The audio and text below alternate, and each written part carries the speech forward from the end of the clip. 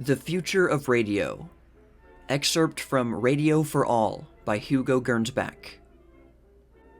In this illustration are shown some of the future wonders of radio. Several of the ideas are already in use in an experimental way, and it should not be thought that the entire conception is fantastic.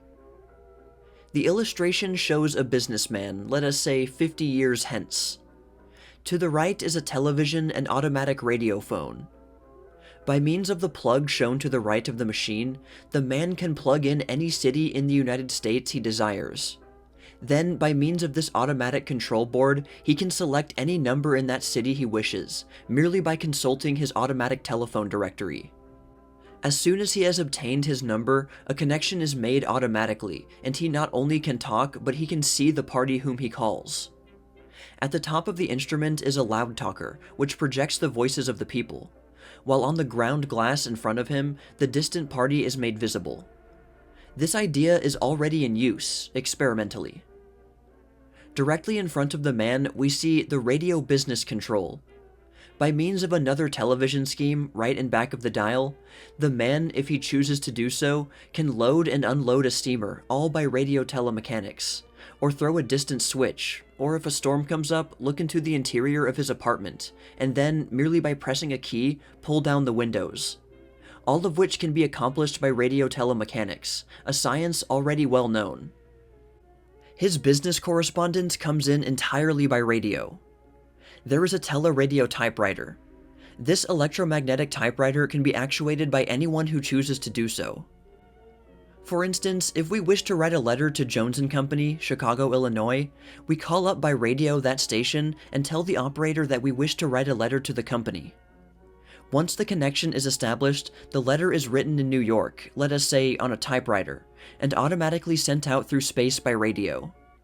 Letter for letter, word for word being written by the other typewriter in Chicago. The letter, when finished, falls into a basket. Instead of sending our correspondence by mail, we shall then do our letter writing by radio. There is nothing difficult about this scheme, and as a matter of fact, it can be put into use today if so desired. We have all the instrumentalities ready. Going further, we find the radio power distributor station that sends out power over a radius of 100 miles or more. This radio power may be used for lighting and other purposes. In front of the bridge, we see a number of people who are propelled by radio power roller skates. On their heads, we see curious three-pronged metallic affairs. These collect the radio power from a nearby railing, which, however, is not in view, and which they do not touch.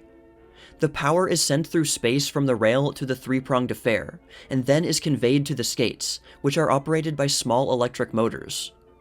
These roll at the rate of 15 to 20 miles an hour, and there is no visible connection between the wearer and the radio power distributor. We next see the crewless ships controlled by radio. This has been made possible today. Indeed, several US battleships have already been maneuvered over a considerable distance by radio. The time will come when we can direct a ship across the ocean without a human being on board. Future freight will be sent in this manner.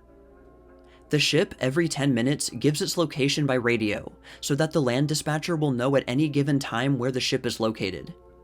Collisions are avoided by a number of instruments into details of which we need not go here, but which have already been perfected. Collision with icebergs also is avoided by thermocouples, which divert the ship away from the iceberg as soon as it enters water which has been cooled below a certain degree. The radio-controlled airplane works similarly to the radio-controlled ship, and it will be possible to control such airships very readily in the future. As a matter of fact, John Hayes Hammond Jr. in this country has done this very thing. Radio-controlled airplanes will play a great role in the next war. It is a mistake to think that radio is only good for the distribution of intelligence. As the illustration shows, the great uses of radio have not been touched upon as yet.